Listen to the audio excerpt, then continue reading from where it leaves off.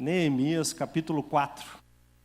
Nós vamos ler do 1 ao 5. Neemias capítulo 4, do 1 ao 5. Diz assim a palavra. Vamos do 1 ao 5. Quando Sambalate soube que estávamos reconstruindo o muro, ficou furioso e ridicularizou os judeus. Na presença de seus compatriotas e dos poderosos de Samaria, disse: o que aqueles frágeis judeus estão fazendo? Será que vão restaurar o seu muro? Irão oferecer sacrifícios? Irão terminar a obra num só dia? Será que vão conseguir ressuscitar pedras de construção daqueles montes de entulho e de pedras queimadas? Tobias, o amonita que estava ao seu lado, completou: pois que construam, basta que uma raposa suba lá, para que esse muro de pedras desabe. Neemias orou: ouve-nos, ó Deus, pois estamos sendo desprezados. Faze cair sobre eles a zombaria e sejam eles levados prisioneiros como despojo para outra terra. Não perdoe os seus pecados, nem apague as suas maldades, pois provocaram a tua ira diante dos construtores. Amém. Queridos, o livro de Neemias é um livro pequeno que foi escrito de forma contemporânea, praticamente junto com o livro de Esdras. O contexto, para você entender essa palavra, era um contexto em que eles estavam voltando para Israel depois de um longo cativeiro de mais de 70 anos. Eles foram levados cativos para a Babilônia e enquanto estavam no cativeiro, o Império Babilônico ele é derrubado, ele tem a sua queda pelo Império Medo-Persa. Quando eles vão voltar para Jerusalém, porque o Senhor havia dado uma promessa que esse cativeiro levaria 70 anos, eles são liberados para voltar a Jerusalém, voltar a Israel.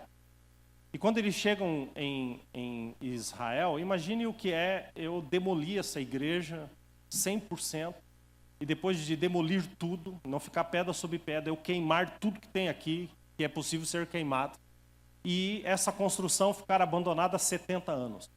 Imagina o que teria virado isso daqui, ou o que viraria isso aqui em 70 anos.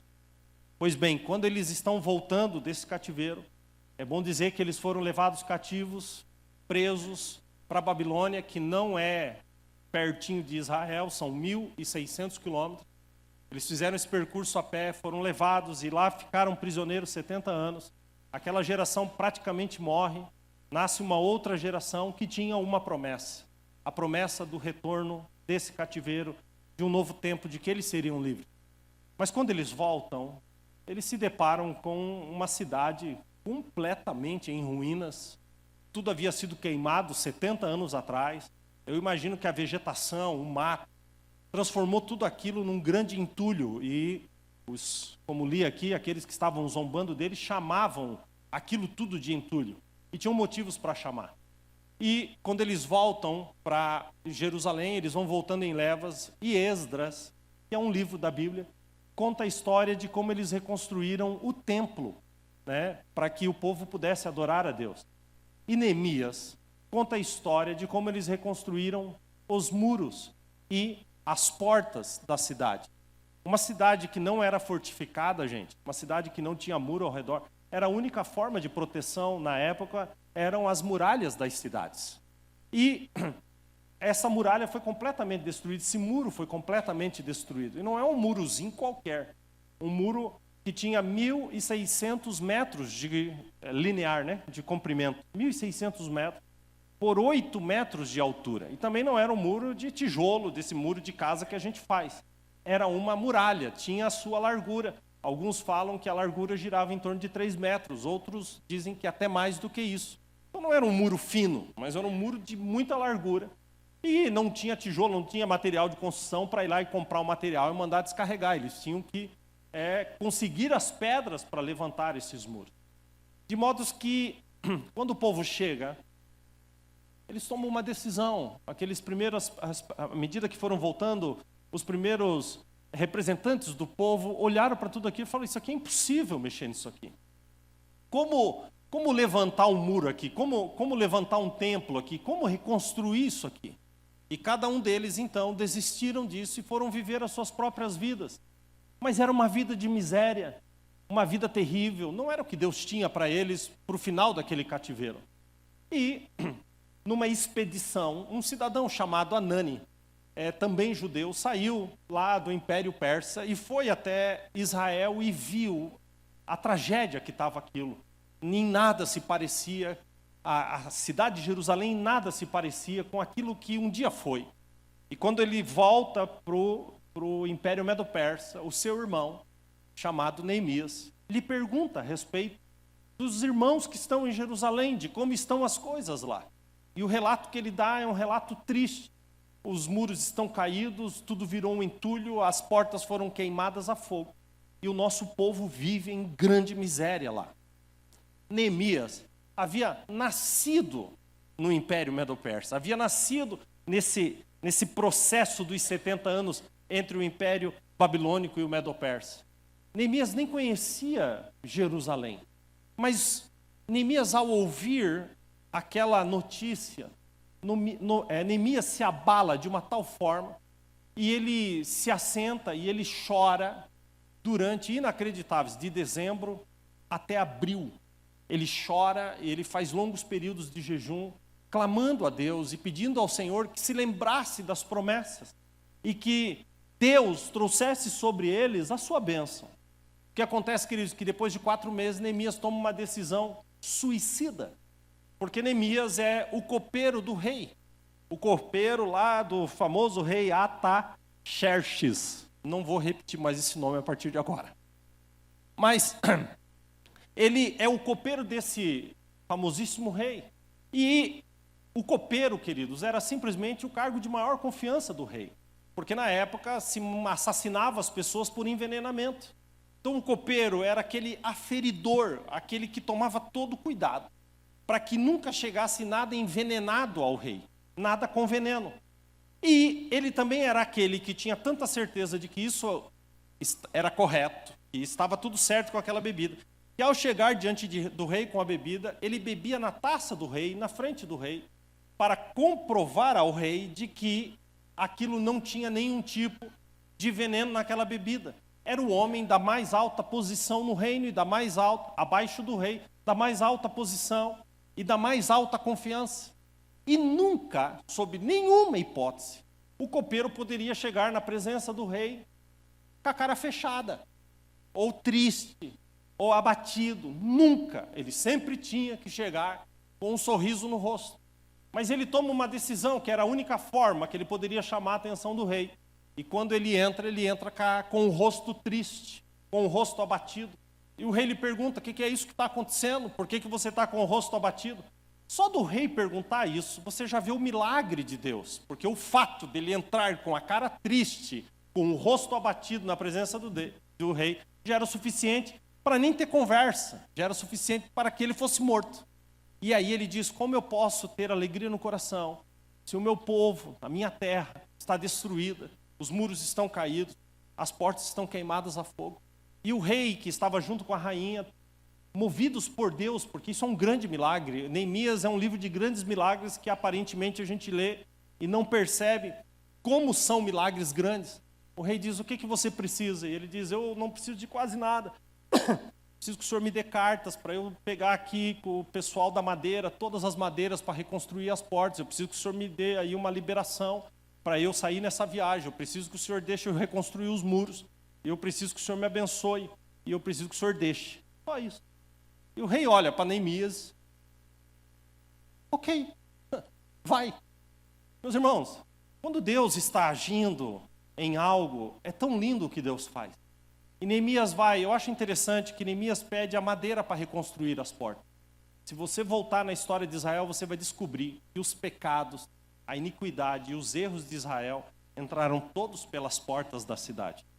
Mais tarde, Neemias vai reconstruir, começando pelas portas da cidade. Essa reconstrução não apontava apenas para algo físico, material, mas apontava para algo espiritual.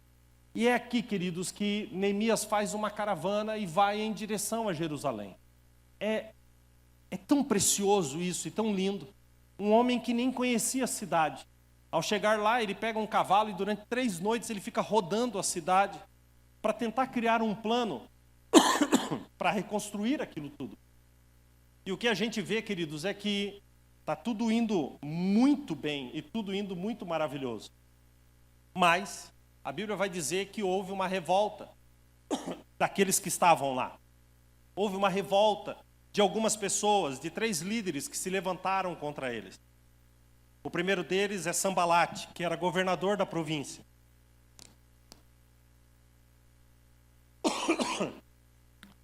Essa semana eu peguei uma gripe, vamos ver se eu vou conseguir aqui. Quem está comigo aí, amém? Tende a mão para cá e diz, abençoa a voz desse pastor aí.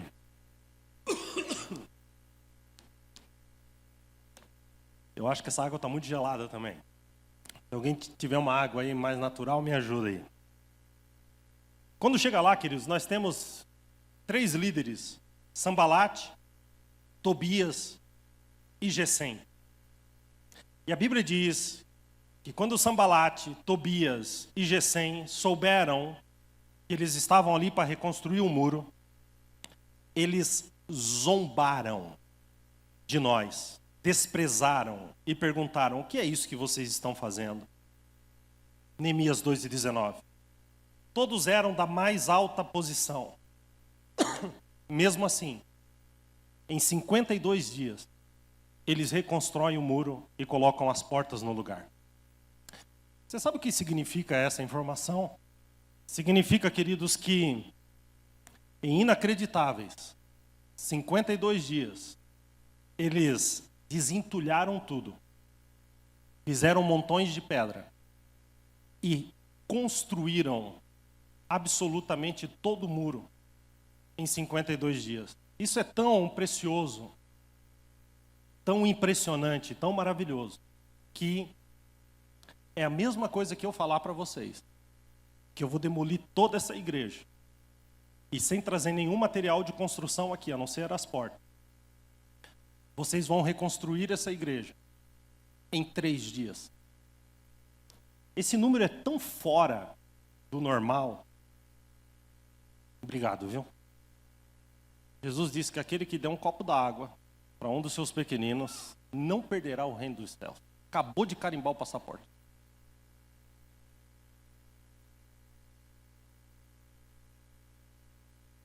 Agora sim. Então, querido, essa experiência nos ensina que a oposição àquilo que Deus tem à nossa vida, ela pode ser vencida. Pastor, o que essa história toda tem a ver comigo? Você precisa entender que todas as vezes que você toma uma decisão em relação a algo de Deus na sua vida, seja em conhecê-lo, seja em se aproximar dele, todas as vezes que você toma uma decisão para se aproximar de Deus e fazer a sua obra, o diabo vai se levantar com estratégias para que você não consiga. Sabe? O fato de você estar aqui nessa manhã já é uma guerra por si só. Existem tantas coisas, queridos, a nosso dispor e que o diabo põe diante de nós para que a gente nem se mova. Neemias, ele era o copeiro do rei. Você sabe o que é o cara decidir sair de uma posição altíssima dentro de o império dominante da época para ir reconstruir muro? Só porque o seu coração queria fazer algo para Deus? Todos vocês aqui têm uma posição, seja na sociedade, seja nas suas casas, nas suas famílias, seja diante no seu trabalho. Mas você precisa entender que a gente tem uma eternidade que nos espera após a vida.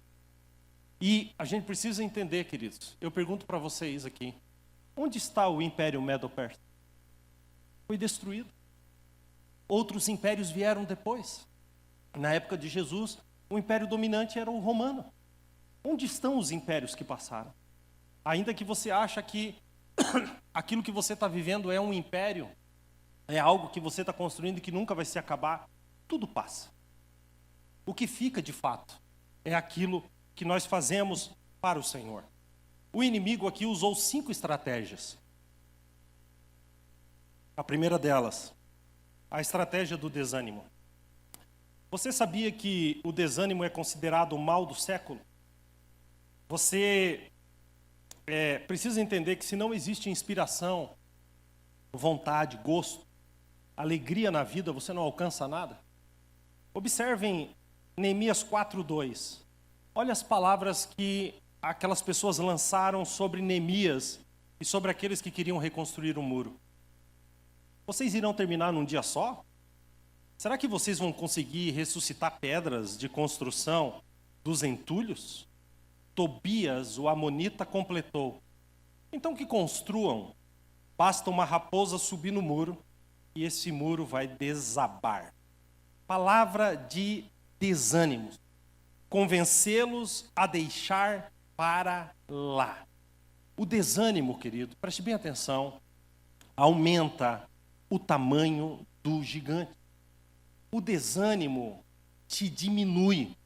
O problema já é grande, mas o teu desânimo torna esse problema ainda mais sério. Provérbios 24, versículo 10, tem uma tradução que eu acho tremenda. Ele diz assim: se você vacilar no dia da angústia, será limitada a sua força. Paulo, escrevendo a respeito de desânimo, em 2 Coríntios, capítulo 4, 8, ele diz assim: é verdade que de todos os lados nós somos pressionados, mas não desanimados. Ficamos perplexos, mas não desesperados. Somos perseguidos, mas não abandonados. Abatidos, mas não destruídos. Olha qual foi a resposta de Neemias diante de uma palavra de desânimo. Está lá no 4:6. Ele diz: enquanto falavam, nesse meio tempo, nós íamos reconstruindo o muro, até que toda a extensão do muro chegou na metade de sua altura. Ainda que havia palavras de desânimo, Neemias fez daquelas palavras uma fonte de energia. Quando alguém diz que você não é capaz, faça disso um desafio e vença. Às vezes, quando alguém diz para mim assim: olha, não sei não, eu acho que isso é impossível. Queridos, eu sirvo um Deus, que está lá em Lucas 1,37, que diz: para Deus, nada é impossível. Como eu posso, queridos, viver uma vida de desânimo, se o meu Deus é o Deus do impossível? Eu vou dizer uma coisa para vocês: o diabo já tentou me enterrar de tudo quanto é jeito. E eu posso falar uma coisa que talvez seja chocante para vocês: já conseguiu me enterrar.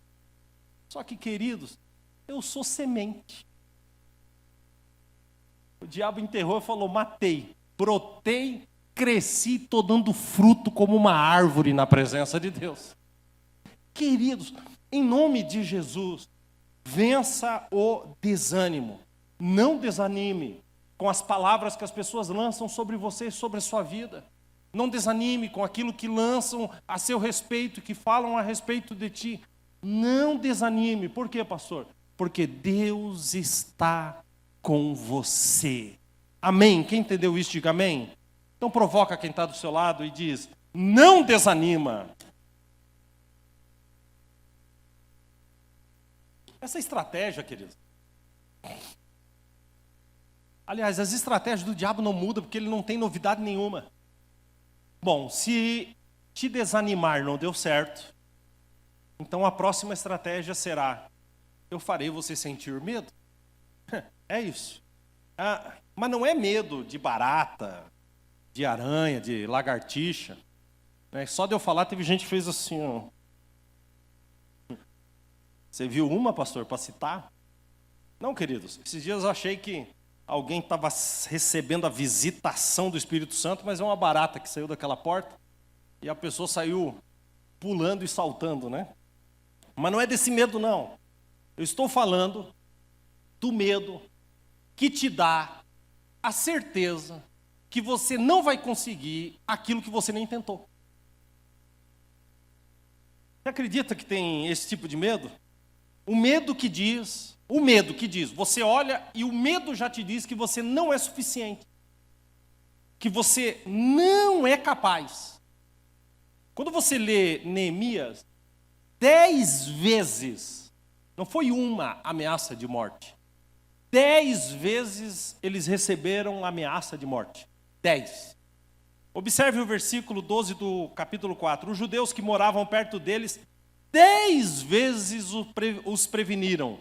Para onde quer que vocês se virarem, saibam que vocês serão atacados de todos os lados e morrerão. Não foi uma vez, não. 10 vezes plantou o medo. Quando perceberam que eles não sentiam medo de ameaça, amém? Porque alguém pode estar aqui debaixo desse teto e diz assim, eu não sinto medo não, pastor, eu sou um cara corajoso, amém. Mas quando eles perceberam que eles não sentiam medo de ameaça, eles usaram uma tática que é usada ainda hoje. Contrataram um profeta falso. Já ouviram falar disso, não? Chamaram um profeta e o profeta foi até Neemias e diz, olha, vamos lá na casa de Deus, dentro do templo. Olha que palavra de engano. Vamos lá dentro da igreja, porque se tentarem matar você, dentro da igreja ninguém vai colocar a mão. Vamos trancar as portas, fechar as portas, porque é bem provável que eles queiram te matar essa noite. Mas Neemias, ele consegue discernir que aquele profeta não é um profeta de Deus. E ele responde àquele homem e diz, acha que um homem como eu vai fugir? Alguém como eu deveria entrar no templo para salvar a vida? Queridos, olha o que ele escreve em Neemias 6,12 a respeito desse profeta falso. Percebi que Deus não estava com aquele homem e que ele tinha profetizado contra mim porque Tobias e Sambalate o tinham contratado. O profeta falso havia sido pago para me intimidar, a fim de que eu cometesse um pecado agindo assim, e então eles poderiam difamar-me e desacreditar-me. Gente, esse Neemias é fora da curva. Mas existem princípios aqui muito interessantes. Muito, muito, muito cuidado com os profetas. Porque se a Bíblia diz, queridos, que tem profeta falso, é porque ainda existe profeta falso. Gente que fala exatamente o que você quer ouvir. A palavra profética na Bíblia, ela é uma palavra de confronto, de alinhamento, e que aponta para a bênção e para a prosperidade depois desse alinhamento. Isso é uma palavra profética. A pregação profética é uma pregação que confronta e aponta para a graça, mas confronta primeiro. Meu irmão, cuidado com os profetas que falam o que você quer ouvir. E muitas vezes, até você desconfia. Você, pô, minha vida está toda errada, esse cara diz que Deus está fazendo eu voar. A tua própria consciência te acusa. O galo canta, né? Apontando que algo está errado. Mas a gente gosta de ser movido por palavras, que não importa se são palavras contratadas. E esse negócio de palavra contratada é um negócio tão sério, tão sério. Aquele irmão é uma bênção, ele entrega palavra de bênção. Eu vou até comprar um presente para ele e vou levar lá na casa dele. Esse presente é para quê, gente? Qual que é a moral disso? Queridos, muito cuidado. Neemias decidiu passar por cima do medo. Decidiu vencer até mesmo as palavras que vinham de falsos profetas. Minaram a sua fé, talvez. Você está, talvez, tomado pelo medo. Talvez você tenha feito algo na sua vida que não deu certo e agora você não progride pelo medo de que aquilo que aconteceu vai acontecer de novo. Mas aprenda com Neemias. Neemias levanta e diz para aqueles homens que estavam trabalhando, Neemias 4,14, ele diz, não tenham medo. Lembrem-se de que o Senhor é Deus. Lutem pelos seus irmãos, grava bem isso. Lutem pelos seus filhos, pelas suas filhas e por suas mulheres e por suas casas. Não existe luta maior na vida de uma pessoa do que essa. Posso lhe dizer uma coisa? Você luta por tantas coisas, mas se esquece de lutar pelos filhos, pelas filhas, pelas esposas, pelas casas. A gente luta por tantas coisas nessa vida, mas se esquece de lutar pelo mais importante. Neemias, ele diz, olha, a obra é grande e extensa, nós estamos separados, mas vai ter aqui uma trombeta, e quando a trombeta for tocada, venham todos para esse lugar, e ele diz o lugar específico, e diz, e nós nos ajuntaremos e lutaremos juntos, e Deus lutará por nós. Uma palavra de ânimo, sabe? Deixa eu lhe dizer uma coisa, continue a sua jornada diante de Deus, não se renda. Com uma das mãos, eles construíam, com a outra mão, eles seguravam uma espada. Eles estavam prontos para lutar, mas não paravam de edificar. Eu posso lhe dizer uma coisa? Quando o medo bater na sua porta, faça com que a coragem atenda, para que o medo vá embora e rompa em nome de Jesus, porque Deus está com você. Quem entendeu isso, diga amém. Então vou ler uma palavra profética aqui. Você quer uma palavra de profecia? Vou te dar aqui agora. Salmo 18, 28 ao 35. Tu, Senhor, mantenhas a minha lâmpada acesa. O meu Deus transforma em luz as minhas trevas. Escute, com o teu auxílio eu posso atacar uma tropa. Com o meu Deus eu posso pular uma muralha. Este é o Deus cujo caminho é perfeito. Ele é Deus que me reveste de força e torna o meu caminho perfeito. Tu me dás, ó Deus, escudo de vitória. Tua mão direita me sustenta. Desces ao meu encontro para exaltar-me. Aplauda Jesus por isso.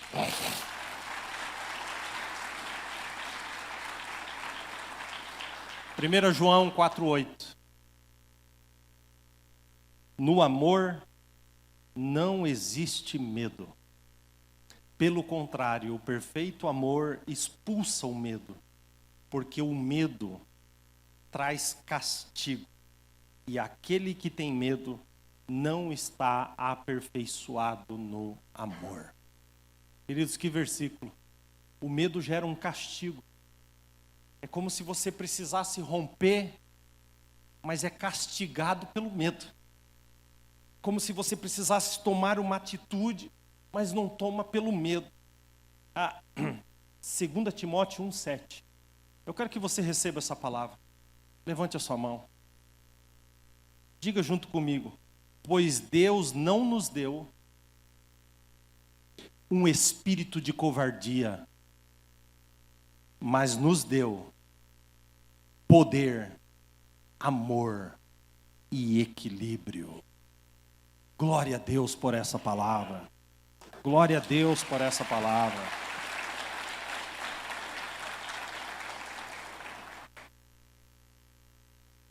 Só deixar uma coisa clara antes de mudar isso, antes de mudar para o próximo aqui. Coragem não é a ausência do medo. Coragem é a capacidade de superar o medo por causa do propósito. É superar. Eu posso estar com medo diante do desafio, mas não vou parar. Paulo, escrevendo aos Filipenses 3, ele diz assim: não que eu já tenha obtido tudo isso que eu preciso, ou que eu já tenha sido aperfeiçoado, mas prossigo para alcançar. Pois para isso fui alcançado por Jesus. Irmãos, não penso que eu mesmo já tenho alcançado. Ele está dizendo, eu não sou o bonzão, não. Mas ele conclui e diz, mas uma coisa eu faço. Escute isso em nome de Jesus, que isso vai liberar a sua vida. Ele escreve, esquecendo-me das coisas que para trás ficaram, prossigo para o alvo, pelo prêmio da soberana vocação em Cristo Jesus. O que deu errado no seu passado trava você com medo para proibi-lo de conquistar o futuro. Você fica travado, preso. Tem gente que é assim até com igreja. Passei lá naquela igreja, fui tão magoado, não quero saber de mais nada. E tem gente aqui desse jeito. Eu te pergunto, o que você está fazendo aqui? Porque tem algo que queima no seu coração. Responde para mim. Jeremias olha para Deus e diz assim: Senhor, eu não profetizo mais. Eu não falo mais da tua palavra, ninguém me ouve, zombam de mim, me criticam, eu não faço mais isso, Deus. Vírgula. Aí continua. Mas a tua palavra queima nos meus ossos. Reclamou e foi fazer o quê? Foi lá cumprir o propósito. O que eu quero te dizer é que o que queima dentro de você é um propósito. Mas falaram, mas zombaram, mas a minha família não é uma família que conhece Deus, que não sei o que. Querido, deixe para trás tudo aquilo que te impede de servir ao Senhor, todos os teus medos, e siga adiante. Tire os olhos. Sabe o que aconteceu? Eles começaram a olhar aquela pilha de entulho e começaram a falar: gente, é muito entulho, é muita pedra, é muita coisa. Nós não vamos conseguir mexer nisso daqui, não. Neemias 4:10 diz assim: o povo começou a dizer, os trabalhadores não têm mais força, é ainda muito entulho. Por nós não conseguiremos reconstruir o muro. Aí sabe o que Neemias falou? Falou assim: gente, aqui está a pilha de entulho? Tá. Vocês estão olhando para onde? Para a pilha de entulho? Sim. E aqui está o muro? Sim. Então para de olhar para o entulho e começa a olhar para o muro. Para de focar no entulho e foca que esse muro já está pela metade. E isso é um milagre, Deus está conosco. Para de olhar para o entulho e olha para o muro. E o entulho falava, o que testemunhava na vida deles? O passado, a destruição, as tristezas, os abusos, as mágoas, a falta de amor, de compaixão. Tudo aquilo lembrava o passado. E Neemias diz: para de olhar para trás e olha para aquilo que nós estamos construindo, porque Deus está conosco. Diga para alguém: pare de olhar para trás e olhe para frente, porque Deus está contigo. Não abandone o que Deus colocou na sua mão por causa do entulho. Aliás, deixa eu falar uma coisa para vocês. Sempre haverá entulho quando nós estamos construindo. Pastor Adriel, confirma? A gente foi construir aqui esse prédiozinho aqui, gente. Aqui no estacionamento. Tiramos entulho, tiramos. E entulho de um terreno que era limpo. Não é que demoliu alguma coisa, não. Mas na construção. E quando chegou no final, eu digo: eu não aguento mais. O Pix do caminhão do entulho eu já sabia de cor. Eu não aguento mais mandar Pix para esse cara. Caminhões. Coloque o seu foco na construção. E se você construir alguma coisa, sempre haverá entulho. Eu quero lhe dizer uma coisa: sabe como Deus te trata? Deus te trata como edificação dele e não como entulho. Amém? Finalmente, há mais algumas estratégias. Eu quero compartilhar agora bem rapidamente. A estratégia da divisão. No capítulo de número 5, os que estavam construindo o muro começaram a brigar. O diabo já não sabia mais o que fazer, o inimigo não sabia mais o que fazer, plantou uma divisão. E é incrível como o diabo tira o foco da obra pelas brigas internas. Tem uma ilustração que eu acho fantástica. Eram 2 irmãos brigando contra o diabo. Amém? Conseguiu imaginar isso? 2 irmãos brigando contra o diabo. A certa altura, eles estavam vencendo o diabo. Mas a certa altura, o irmão aqui olhou para o outro e disse assim: onde você arrumou essa espada? Essa espada está maior que a minha, grandona, hein? Aí o de cá falou assim: tá, a espada é maior, mas quem está com arco e flecha? É você. E eles pararam de brigar com o diabo. E começaram a brigar entre eles. O diabo comprou um saco de pipoca, sentou e ficou comendo e assistindo eles brigar. Queridos, não faz o menor sentido. Eu vou falar bem uma coisa para você: não vem brigar comigo não, que eu não vou parar e eu vou continuar e você vai ter que ir junto. Aliás, se ficar brabo comigo, é 2 problemas seus. Primeiro é ficar bravo, depois é desficar. Porque nós vamos para o céu junto, amém? É 2 trabalhos, nem fica bravo, que vai ter que desficar. Nem fica. É na diferença que nós nos completamos. Vamos nos ajudar. Deus não deu tudo para um ou para outro. Nós nos completamos. Eu dependo de você. E ninguém pode se gloriar de nada. Então para de brigar, porque o bem mais precioso que a gente tem na vida é paz. E há uma palavra de Deus sobre a nossa vida. Jeremias 32, Deus diz assim: vocês serão o meu povo e eu serei o seu Deus. Romanos 15 diz assim: o Deus que concede perseverança e ânimo nos deu um espírito de unidade segundo Jesus Cristo. Amém? Eles pararam de brigar e foram construir o muro. Agora, queridos, os inimigos já estão arrancando os cabelos da cabeça. Então, eles lançam uma 4ª estratégia. Eu estou quase terminando. A estratégia da aliança errada. Isso é para algumas pessoas muito específicas aqui nessa manhã. Vamos fazer uma aliança? Vamos caminhar juntos?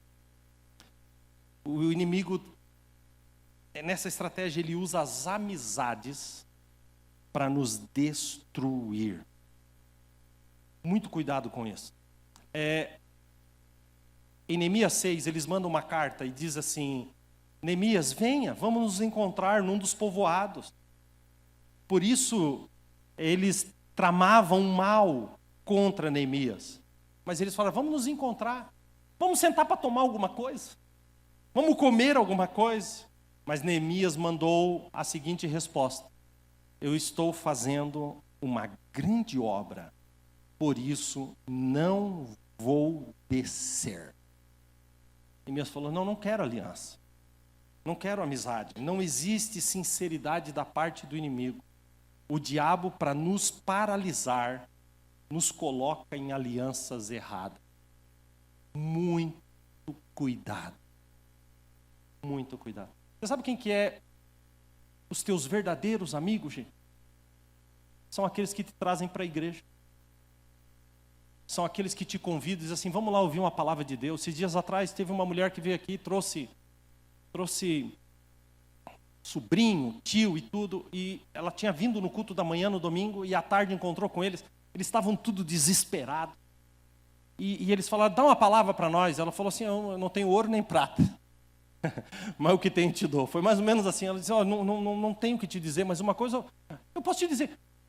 Eu já fui na igreja de manhã, eu vou de novo e passo para pegar vocês. E eles vieram à noite e todos entregaram as suas vidas para Cristo aqui à noite. Os verdadeiros amigos são aqueles que te aproximam de Deus. As alianças são as alianças, queridos, feitas na luz. E toda aliança feita na luz, ela vai produzir luz. O apóstolo Paulo diz: não tem aliança, não pode haver aliança entre luz e trevas. O jugo desigual não é apenas para casamento, mas é para alianças, para amizades, para sociedades e para tudo que você quiser pensar mais.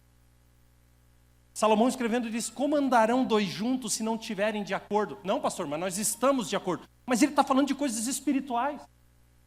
Um está a passos largos para o inferno, o outro está a passos largos para o céu. Há um desacordo. Já existe uma projeção de que isso não vai dar certo. Amém? Quem lembra aqui de Abraão? Amém? O Senhor diz: sai da tua terra, da tua parentela e vai para a terra que eu te mostrei. Ele pegou a mulher, quando ele estava saindo, ele olhou para trás para Ló, que é sobrinho dele, e falou: ai Ló, vamos junto. Pronto. Deus mandou ele levar Ló? Não. Mas ele leva Ló do mesmo jeito lá na frente, querido. Dá uma briga entre os pastores de Ló e os pastores de Abraão. E eles se desentendem. Não precisava de nada daquilo. E o fim de Ló, gente, foi Sodoma e Gomorra. E Abraão teve que lutar por ele. Eu não vou entrar nessa história. Mas a grande realidade é que é a seguinte: Ló tinha que ter ficado lá onde estava. Existem alianças, em nome de Jesus. Quebre, receba essa palavra aqui, é de Deus. Quebre as alianças com quem te afasta de Deus. Um dia, você vai dizer assim, eu fui avisado disso. O aviso é aqui nessa manhã. Quebre as alianças com quem te afasta de Deus. Na contrapartida, se aproxime de quem te aproxima de Deus. Eu quero andar mais perto de você. Quero caminhar mais perto de você. Finalmente, quando não tinha mais estratégia nenhuma, eles usaram a última, a estratégia da calúnia. Neemias 6:5,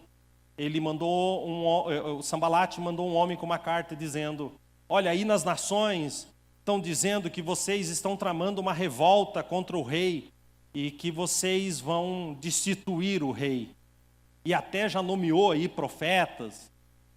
Mentira. Mentira. Por que eles levantaram essa calúnia? Porque se essa calúnia pegasse, Neemias seria morto. Mentira. Mas Neemias toma uma providência, escreve uma carta aberta e diz, nada disso que vocês estão dizendo é verdade, tudo é pura invenção. Vocês querem nos enfraquecer, mas nós concluiremos a obra. Concluiremos a obra. Amém?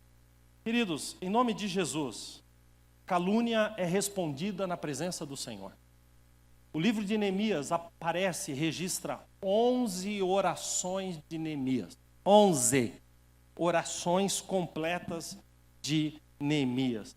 Calúnia é respondida na presença do Senhor. O que Ana fez com Penina, que a provocava? Sabe o que Ana fez? Nada. Deus abençoou Ana. E está aqui, hoje nós falamos sobre Ana. O que Davi fez contra Absalão, que ficou na porta do palácio, corrompendo o coração do povo? Nada. Ele diz, o trono é meu, o trono do Senhor. O Senhor dá a quem quer. Por isso, deixa eu lhe dizer uma coisa.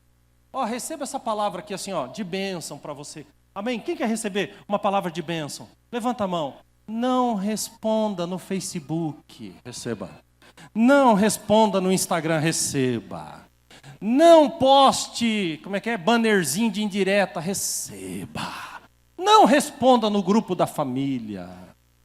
Pastor, agora eu não sei se eu alcanço. Mas receba, diga recebo. Ui, como eu recebo. Pastor, mas o que eu faço com a raiva? Que me dá vontade de morder as costas. Vou ler um salmo bem calminho para você. Salmo 118, versículo 5. Na minha angústia, clamei ao Senhor, e o Senhor me respondeu, e me deu ampla liberdade. O Senhor está comigo, não temerei. Olha a pergunta. O que podem fazer os homens contra mim? Querido, Deus está com você. Pastor, mas eu estou dentro de um buraco existencial. Então tome um comprimido de Salmo 18, versículo 4. As cordas da morte me enredaram. Torrentes de destruição me surpreenderam. As cordas do inferno me envolveram. Os laços de morte me alcançaram. Não tem mais solução para esse cara.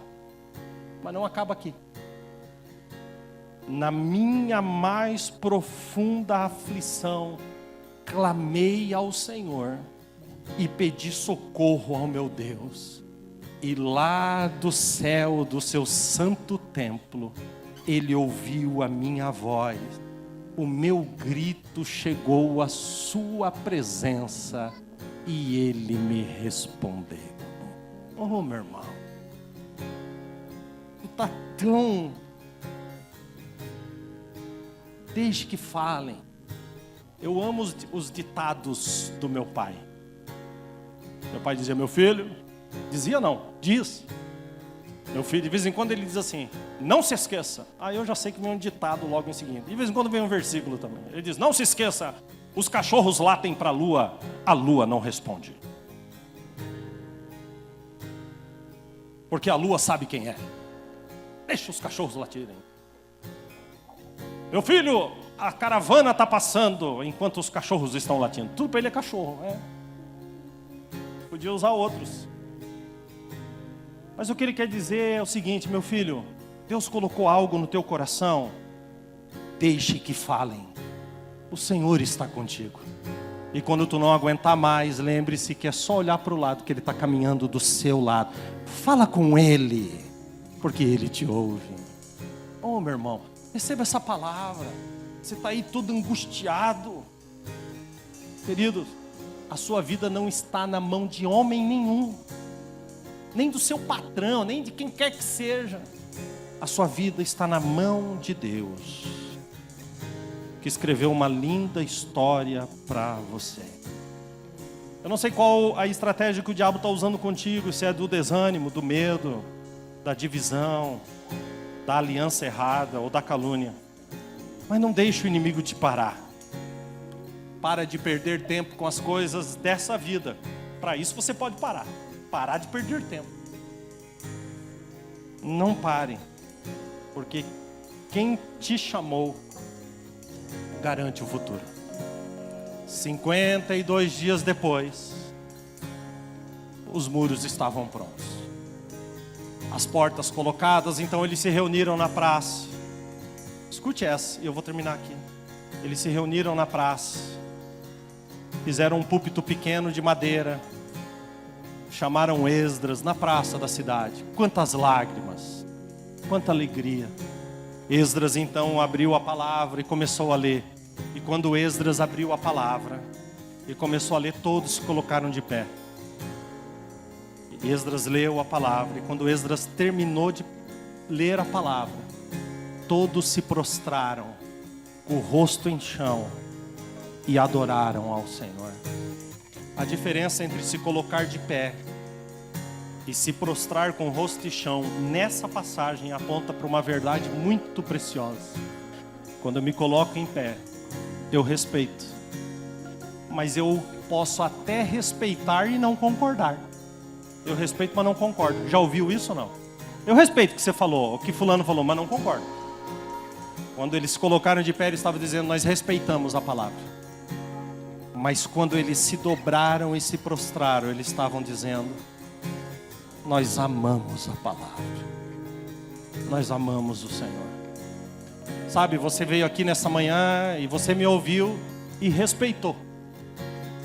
Mas está na hora de você adorar o Senhor, numa posição espiritual de rendição. Amém? E não era nem para você ouvir essa palavra, que eu comecei a tossir, achei que não ia nem terminar. Mas com a oração de vocês, a pregação terminou. E a palavra alcançou o coração de cada um de vocês. Sabe, às vezes tem dias que a gente precisa tomar uma decisão. E às vezes a gente acha que vai aparecer um anjo e vai dizer, tome a decisão que hoje é o dia. Não, Deus nos pega de surpresa. Quero que você fique de pé em nome de Jesus. Eu quero lhe dizer, escute. Que talvez você esteja preocupado. Pastor, se eu tomar essa decisão, isso vai ter um efeito e talvez aconteça coisas na minha vida que eu não estou preparado. Eu digo e termino dizendo, se você tomar uma decisão hoje, Deus proverá. Deus proverá. Deus proverá. Sabe o que aconteceu com Neemias? Ele volta para o Império Medo-Persa. E sabe o que o rei fala? Você não vai mais ser copeiro. Agora você vai ser governador de Judá. Lá volta Neemias de novo para Judá. Oh, queridos, Deus proverá. Amém? Eu quero que você cante essa oração comigo. Se você puder, nós vamos juntos. Eu posso até estar aflito, mas nunca derrotado. Eu posso até chorar, Vamos. eu posso até sofrer, mas o amanhã virá e minha fé será recompensada. O meu Deus não falha. Oh, aleluia. Eu posso até estar ferido, mas nunca destruído. Eu posso ser provado para ser aprovado, mas o amanhã virá e minha fé será recompensada. O meu Deus não falha.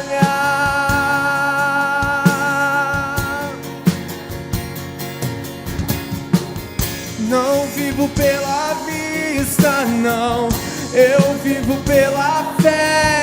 Então Deus proverá, Deus proverá.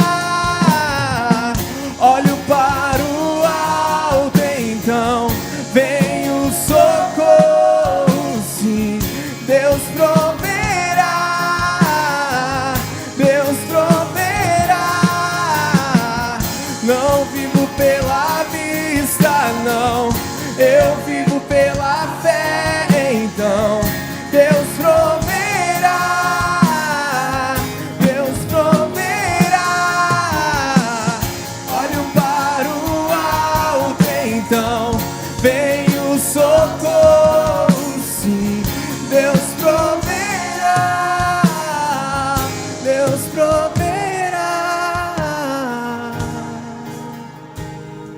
Oh, quantos podem dar um glória a Deus aí? Queridos, eu quero fazer uma oração por todos vocês aqui nessa manhã. Você veio ao melhor lugar que você poderia estar. Não tem outro lugar melhor do que esse, nesse momento. Antes de orar por todos, existe alguém nessa manhã que gostaria de entregar sua vida para Jesus? Ou alguém que de repente se afastou dos caminhos do Senhor, parou? Às vezes a gente para mesmo. Olha mais para o entulho do que para aquilo que Deus tem para frente. Mas nessa manhã, o Senhor fala conosco de uma forma tão linda e preciosa. Existe um propósito para a sua vida. Existe um tempo novo. Talvez você nunca tenha feito uma confissão de fé, tenha entregado a sua vida para Jesus, mas eu quero orar com você. Ou talvez você aí que se afastou e precisa voltar. O Senhor te ama. Sabe, talvez você tenha sido envolvido pelo desânimo, pelo medo, pela divisão, pelas brigas, pelas alianças erradas, pela calúnia. Mas o Senhor continua o mesmo e o seu trono é inabalável. Todas as promessas dele estão de pé. Eu vou orar por todos, mas antes eu quero orar por você que gostaria de tomar essa decisão. Se houver alguém, eu não vou nem chamá-lo aqui à frente. A intenção aqui não é constranger você, mas é orar com você. Você faz sinal com uma das mãos e eu vou orar daqui mesmo, onde você estiver. Se existe alguém nessa manhã, eu gostaria que você fizesse um sinal e eu quero orar contigo. Existe alguém? Só faz um sinal com uma das mãos e eu quero orar contigo nessa manhã. Existe alguém desse lado? Existe alguém nessa manhã desse lado? Se existir alguém, eu quero orar por você. Existe alguém? Queridos, então eu quero orar por todo mundo aqui. Coloque a mão aí sobre o seu coração. Feche seus olhos. Pai, em nome de Jesus, nós entramos na Tua presença. O Teu nome é santo, Tu é lindo e maravilhoso. Aquilo que queima, Senhor, nessa manhã no nosso coração é o Teu Espírito Santo, que confirma esta palavra. Senhor, é verdade que a gente se envolve com as coisas dessa terra e desse mundo a tal ponto, mas Tu chama a nossa atenção, como Tu chamou a atenção de Neemias, que estava com uma vida tão boa e tranquila dentro do Império Persa, mas aquilo queimou nos ossos dele. Ele se levanta, Senhor, e escreve uma história de fé e de conquistas, apesar, Senhor, de toda a oposição, todas as estratégias. O desânimo bateu na porta dele, ele mandou o desânimo embora. O medo bateu, ele mandou o medo embora. As divisões vieram e ele passou por um profundo alinhamento com aquele povo que se juntou como nunca. Opções de alianças equivocadas e erradas foram colocadas na mesa, mas ele não aceitou, e até quando caluniaram, ele se escondeu em ti. 11 orações, Pai, dentro de um livro tão pequeno. Senhor, nessa manhã, alcança os teus filhos debaixo desse teto. Cada um de nós está vivendo algo diferente. Para cada um de nós, nesse momento, o diabo está usando uma estratégia diferente. Mas que nessa manhã, Senhor, o nosso coração seja firme como o de Neemias. Que a gente não apenas se levante para a palavra, mas que a gente se prostre para a palavra. Que a gente ouça a tua voz, ouça o teu chamado. Pai, em nome de Jesus, nós te bendizemos, nós te exaltamos e nós te engrandecemos. Por isso, Senhor, nessa manhã, nós sabemos que toda decisão tomada que vai em direção a quem Tu é o Deus que provê, Tu é o Deus que cuida. Senhor, nós não queremos viver a nossa história escrita pela nossa mão, mas nós queremos viver a nossa história dentro da Tua história, escrita pela Tua mão. Não nos faça perder tempo, não nos faça perder tempo com as coisas dessa vida, com alegrias passageiras, com ilusões. Pai, em nome de Jesus, nós te louvamos, nós te bendizemos e nós te agradecemos. E nessa manhã, Senhor, nós terminamos dizendo: nós não pararemos. Nós não pararemos. Os muros serão levantados, as portas serão colocadas, e o teu nome será engrandecido para sempre. Amém.